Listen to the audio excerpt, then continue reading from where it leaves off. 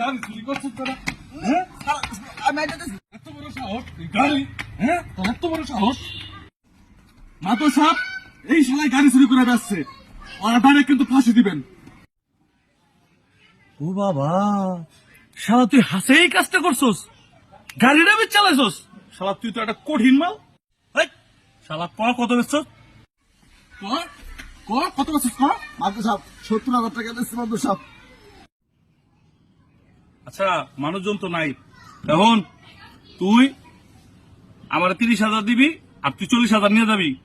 সুমন কি কস? যা, তুইও 10,000 লয়ে যাইস, মামলা ডিসমিস।